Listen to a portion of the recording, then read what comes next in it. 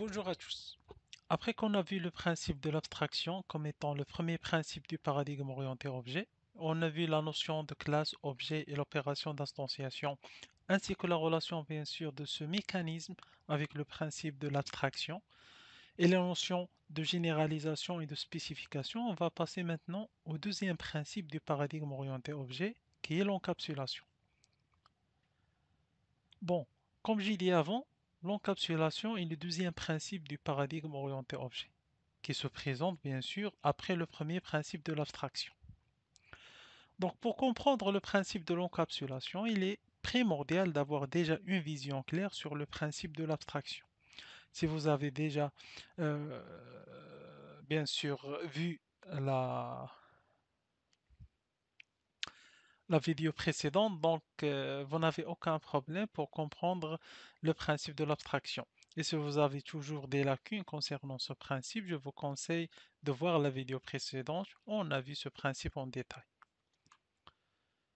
Avant d'entamer le sujet de l'encapsulation, on doit comprendre un concept très important, bien sûr dans l'orienté objet. C'est la communication par l'envoi de messages.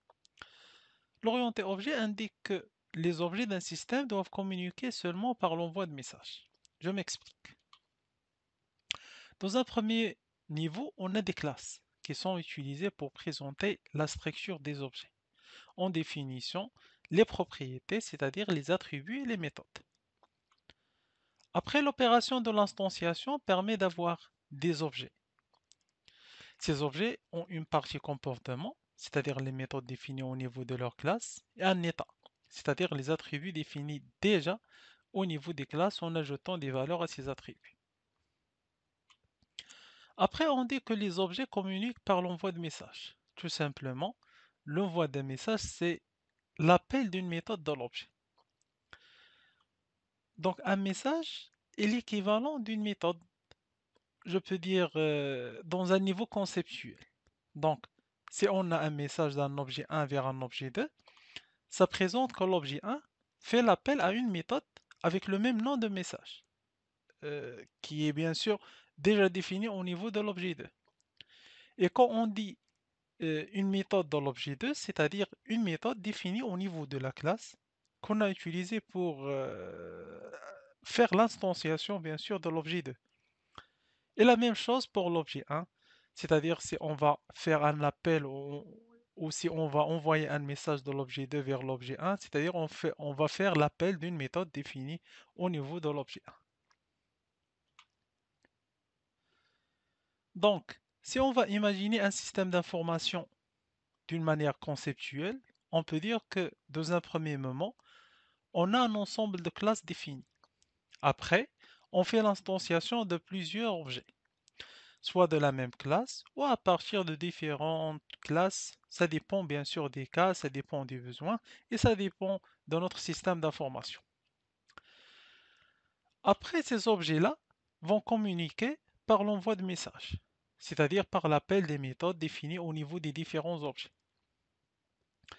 Donc je pense maintenant que la notion de l'envoi message est claire et qu'on peut maintenant entamer le principe de l'encapsulation. Donc, comme j'ai dit, le deuxième principe de l'orienté objet est l'encapsulation. Ce principe d'encapsulation est aussi basé sur la notion de classe objet qu'on a vu avant. Le principe de l'encapsulation indique que qu'il faut cacher l'implémentation d'une classe et présenter seulement des interfaces d'utilisation ou de communication. Cette définition est un peu abstraite. Pour la comprendre, il faut comprendre un ensemble de notions qu'on va voir maintenant. En général, on peut dire que le principe de l'encapsulation est basé sur trois niveaux ou trois notions. La première notion est la notion de l'encapsulation des données et des traitements dans une seule entité, en utilisant bien sûr la notion de classe et d'objet, et le concept d'instanciation entre les classes et les objets. Bien sûr, tous ces éléments-là, on l'a déjà vu dans la vidéo précédente. Donc il faut être conscient par cette différence entre le principe de l'encapsulation et la notion de l'encapsulation des données et des traitements dans une seule entité. Parce que la majorité ont ce conflit entre ces deux notions. La deuxième notion, c'est la notion de visibilité des propriétés d'une classe objet. On a dit avant qu'une propriété est l'ensemble des méthodes et des attributs d'une classe. Donc chaque attribut ou méthode a une visibilité. Cette notion, on va la voir après. La troisième notion, c'est la notion d'interface de communication qui est basée sur la notion de l'envoi de messages qu'on a vu bien sûr avant. C'est-à-dire qu'une classe ou un objet doit présenter une interface de communication, c'est-à-dire un ensemble de méthodes qu'on peut les appeler dans l'objectif d'être capable de communiquer avec cet objet. Pour la première notion, on a déjà vu les notions de classe, objet et les notions d'attribut méthode, donc nous n'avons pas un problème pour la comprendre.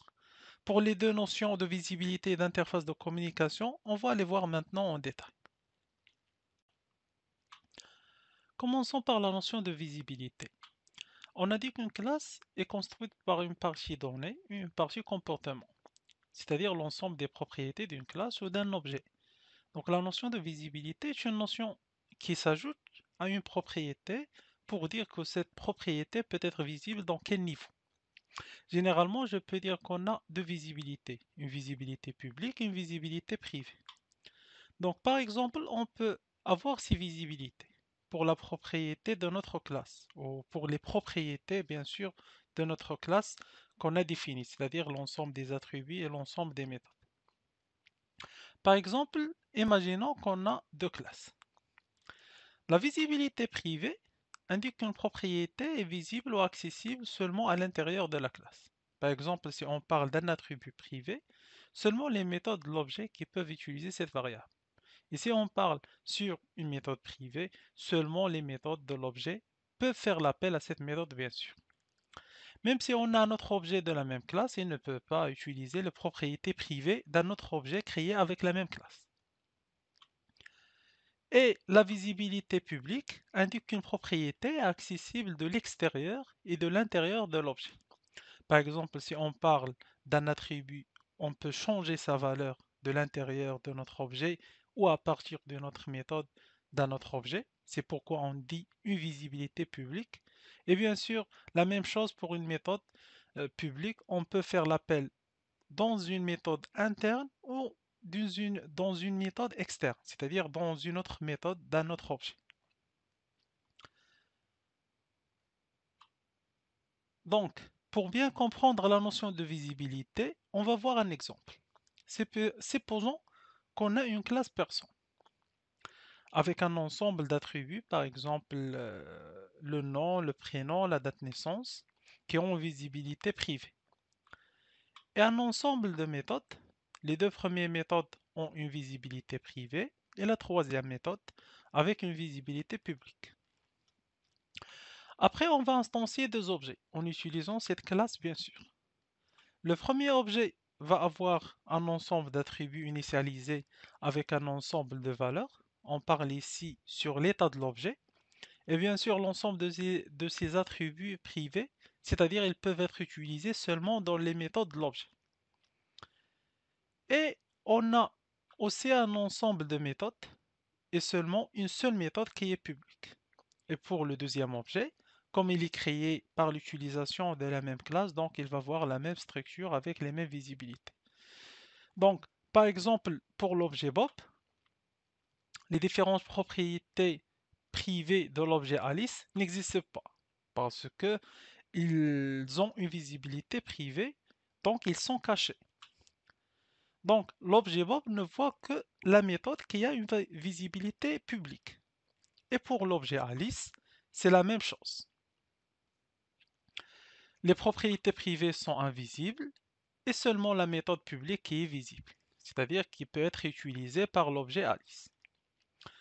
Donc, les deux objets peuvent communiquer, bien sûr, en utilisant seulement les propriétés publiques. Bien sûr, dans ce cas, en utilisant la méthode affichée donnée définie au niveau de chaque objet. Donc maintenant, je pense que la notion de visibilité est claire. Maintenant, on va passer à la troisième notion. C'est la notion d'interface d'utilisation ou interface de communication. On a vu que les objets communique par l'envoi de messages, c'est-à-dire par l'appel des méthodes. C'est-à-dire que chaque objet communique avec un autre objet en faisant des appels à ces méthodes. Et on a vu aussi que la communication par l'envoi de messages est possible en utilisant seulement les propriétés publiques. Si on parle d'une manière générale dans l'orienté objet, la partie donnée est toujours définie avec une visibilité privée et la partie comportement qui peut être définie avec une visibilité publique, dans l'objectif bien sûr de respecter la règle de communication par l'envoi de messages. Et on a vu aussi que pour respecter le principe de l'encapsulation, il faut cacher l'implémentation de la classe et présenter seulement une interface d'utilisation. Et pour répondre à ce principe, on utilise la notion de classe objet et la notion de visibilité privée, visibilité publique. Mais en ajoutant une troisième notion, c'est la notion de l'interface. Cette notion est un peu difficile à comprendre, donc il faut se concentrer sur cette partie. Bien évidemment, dans un premier moment, on a des classes. Après, on a un ensemble d'objets qu'on peut créer pour l'opération de l'instanciation, bien sûr. Et on a vu, bien sûr, dans la partie concernant le principe de l'abstraction, que cette opération d'instanciation nous permet de faire de la spécification à partir de la généralisation. Donc jusqu'à maintenant, c'est bon, parce que toutes ces notions, on les déjà vues, donc normalement, on n'a aucun problème pour comprendre ça. À ce stade s'ajoute une nouvelle notion ou une nouvelle couche d'abstraction. C'est la notion d'interface. C'est une technique dans l'orienté objet qui permet de définir seulement les interfaces de communication. Pour comprendre ça, on va voir une illustration, comme ça on va comprendre cette notion d'interface. Donc comme nous avons déjà vu, une classe est construite par deux parties, la partie donnée et la partie traitement. Et bien sûr, la partie traitement, c'est un ensemble de méthodes. Et on sait qu'une méthode est construite par deux parties, la signature de la méthode et l'implémentation de cette méthode bien sûr. Quand on dit signature, c'est-à-dire la visibilité, le type de retour, le nom de la méthode et les paramètres si on a bien sûr. Et l'implémentation, ça veut dire l'ensemble des instructions définies au niveau du corps de notre méthode.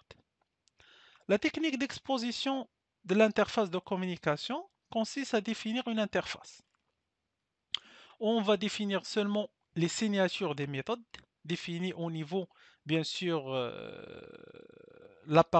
niveau de la partie comportement de notre classe. Après, notre classe va implémenter cette interface, c'est-à-dire qu'elle va fournir une implémentation de chaque méthode définie au niveau de l'interface.